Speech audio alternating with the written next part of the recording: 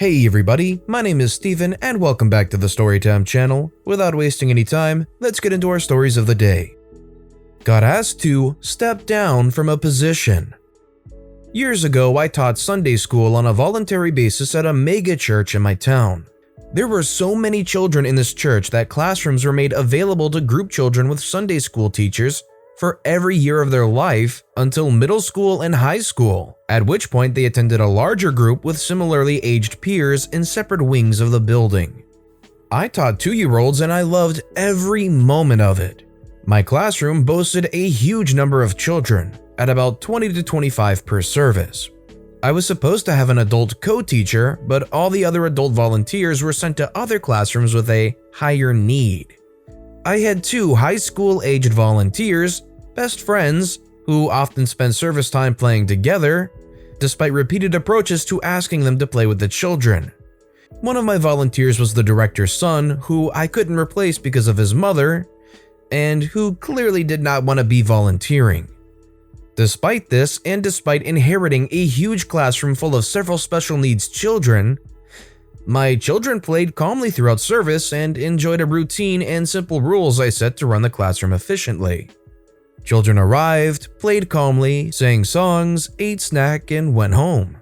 Even in the face of this obvious evidence that my classroom was running efficiently, I was repeatedly asked by church leaders to adopt certain mannerisms around children I found inauthentic and, frankly, patronizing.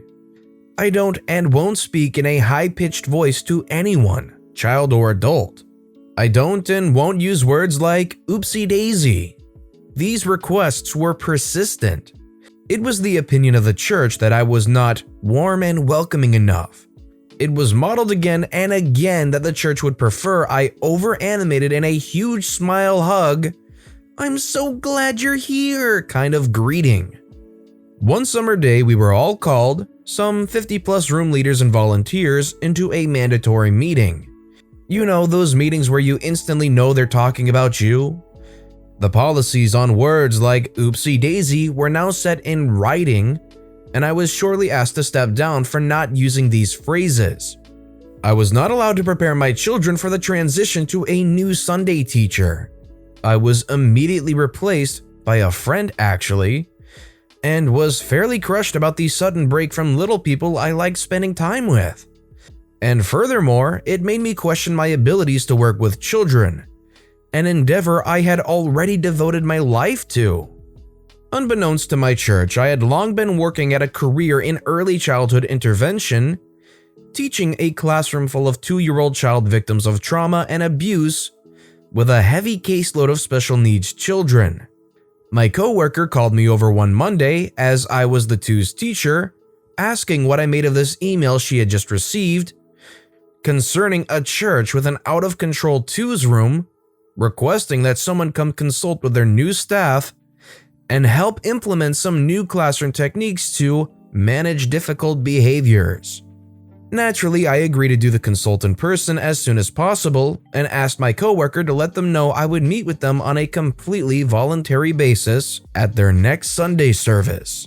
It was absolutely my pleasure to greet my church leaders and friend as their specialist consultant, to their confused surprise.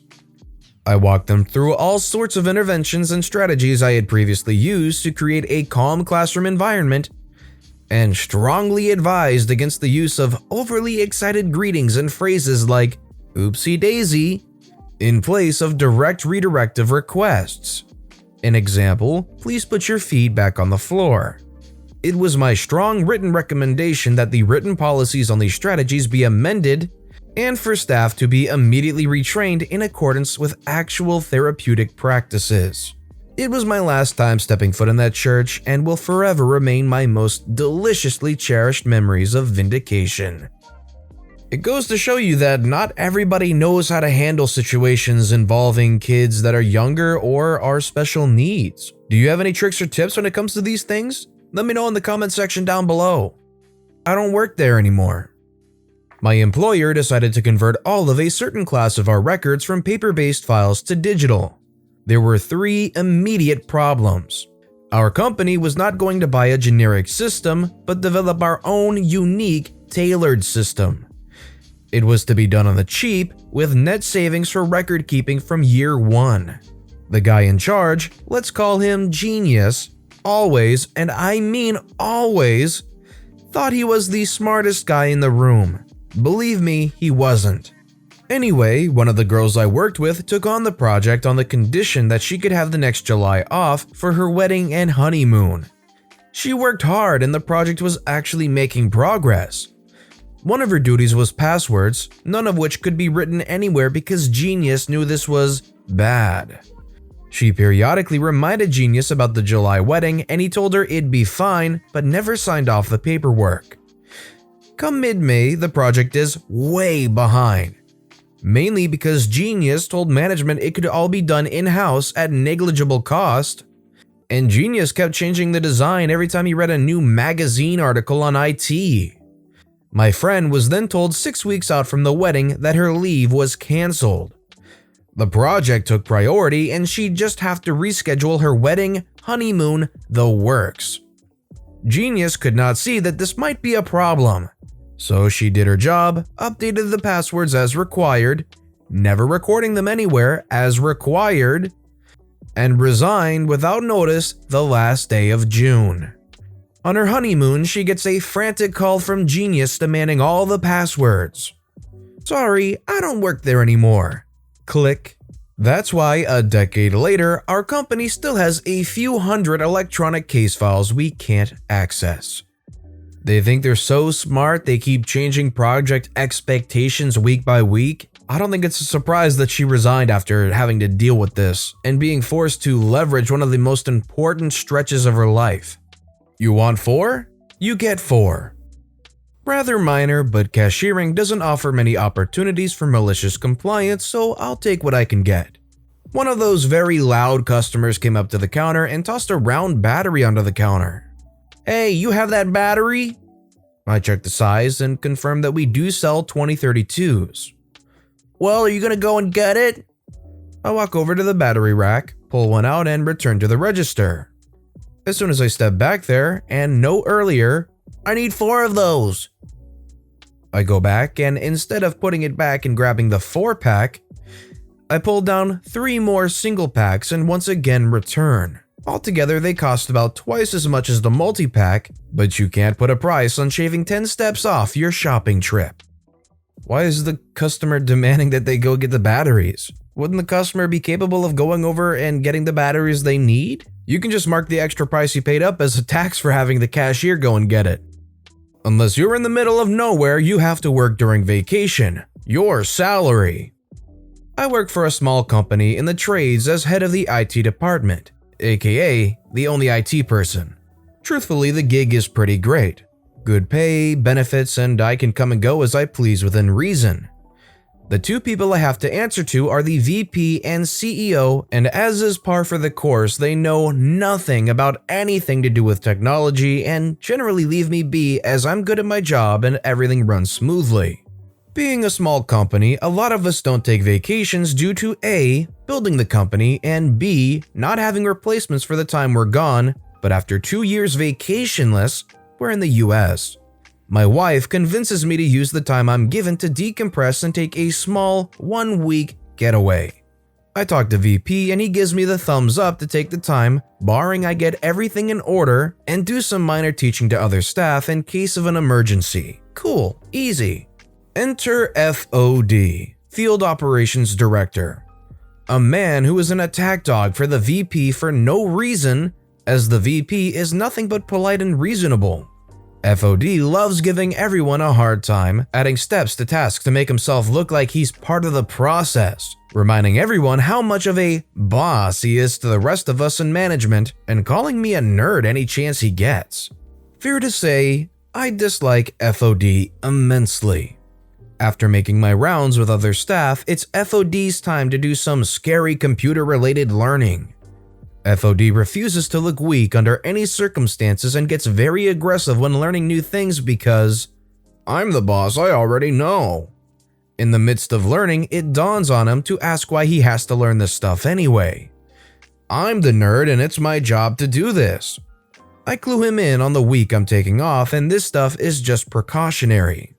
This worries FOD as he'll have to retain information, answer questions, and do some minor troubleshooting. The conversation went something like this, and I wish I could tell you that this guy isn't this much of a jerk, but he is. Who approved your vacation? VP did as long as I could get you guys comfortable with some small maintenance. I only approve vacation time. I'm your boss. Side note, he does this so much that VP actually wrote out the hierarchy in chart form, and we all carry a digital copy with us to remind him who he's actually in charge of. You're not, shows chart. Well, fine, but you're salary, so you have to work during your vacation. You'll bring your laptop and work phone with you. When you vacation, you make it very clear you're unreachable and can't be bothered even if it's an emergency. That's because I go to places without service, and unless you're going to the mountains, you have to work. Your salary. Malicious compliance initiated. Just to be clear, if I go to a place without service, I won't be expected to work, yeah? That's right, but you're a nerd. You don't do anything outdoorsy. Great, thanks for clearing that up. Fast forward 3 weeks later and it's vacation time. All my ducks are in a row. People are comfortable with me being gone for the week and are all encouraging me to just disconnect. A close coworker of mine knows the conversation FOD and I had and asks what I plan to do about it, so I shared my easy but effective plan. 1. Wife and I rented a cabin in the woods 2 hours from the nearest town and it doesn't have service. 2. Set up automatic email replies that have all IT questions and concerns forwarded to FOD since he's the boss, he knows. 3. Leave work phone on the charger in my office with ringer on, door locked so he has to hear it, and voicemail changed to have FOD become IT for the week. Coworker loves the idea of flooding FOD with questions he can't answer so much that he gets other coworkers in on it. Midway through the week, I get a call from coworker with an update. FOD loses it. He can't keep up with any requests for help and didn't bother to memorize the simple tasks I showed him, so he does what any good boss does and puts in a request to take a vacation until I get back. Retreat is always an option. Nothing screams leader more than retreat. It's not weakness and failure if he's not there. My coworkers were unable to manage and FOD got his 3-day vacation, unfortunately. After the week off, I'm called to VP's office to catch up and get things back on track. VP obviously heard of the hardships FOD faced in my absence and laughed at my malicious compliance surprisingly. VP struck a deal with me moving forward since it was made clear to him no one else knew how to do my job. I can go on vacation wherever I'd like as long as I bring my laptop and phone and check it once a week. They'll refund my vacation time for that day even if I only work for 5 minutes. I took that, but with the caveat of making FOD actually learn some of my duties just in case. VP agreed. Now I do an hour of teaching a week to a very surly FOD. After all, he's the boss, he's gotta know. None of that get them fired, get them embarrassed, anything. Just frustrate the heck out of them and make them have to do the things that they really didn't want to do to the extent of having to learn it for an hour a week. That's a good malicious compliance. And now it's my pleasure to allow my friend Trent to read a few stories for you to wrap up this episode. If you like them, then check out live stories at the end of the video. Hello Storytime viewers, my name is Trent, and your host Jake has so graciously allowed me, on his show, to read some stories out for you. I'll get to that in just a minute, but if you want to hear more of what I have to say over on my channel, Life Stories, check the link in the description. Hope to see some of you there. Anyways, let's move on to the stories. For our first malicious compliance story, we've got one titled, Don't Want to Believe in What the Navigator Has to Say? Let's add 2 hours to our travel time.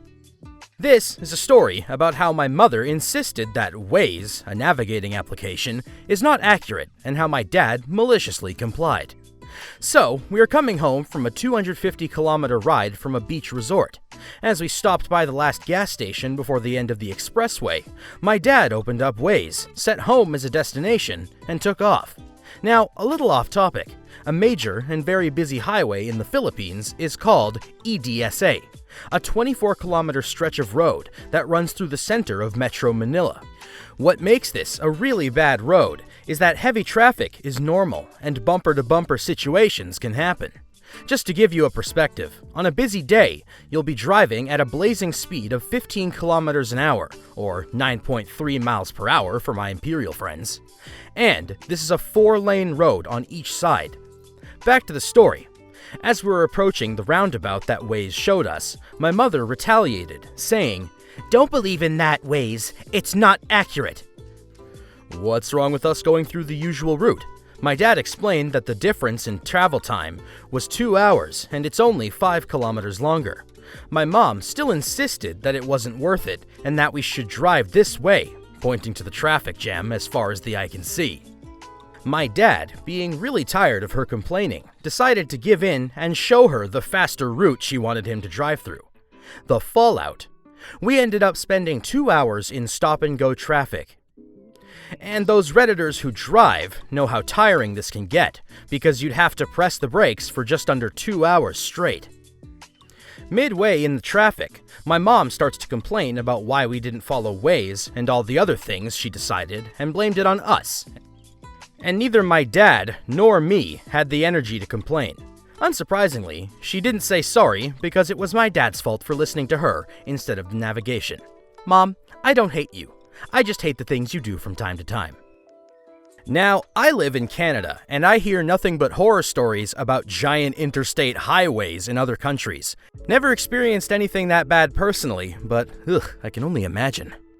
Our next story on the docket is a small one, and it's titled, "Cat Wants Treats? Cat Gon' Get Treats." I have 2 cats, and one of them, Lucifer, is really smart.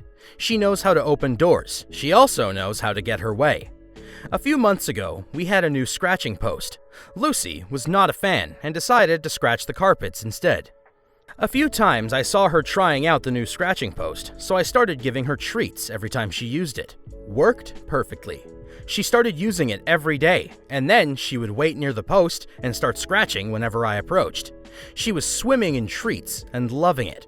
But it was not enough. No, she needed more. So, she started regularly walking over to me, starting to meow for me to follow her to the post and start scratching. And since she's so cute, I have to give it to her. This is what we call the cat tax. This hits extra close for me because I have a similar conditioning issue with my cat, except instead of using a scratching post, he uses me as a scratching post. Anytime I walk in the kitchen, he assumes it's time to be fed. And every time I don't feed him and leave, he bolts after me down the hallway and gnaws on my leg. It's wonderful. But, I'm not gonna give you guys my entire life story, haha, pun intended, because this is Jake's channel. But again, as I said before our stories began, if you want to hear anything more of what I have to say, check out Life Stories, links in the description. That's all the time I have on this installment, and Jake, thank you for having me.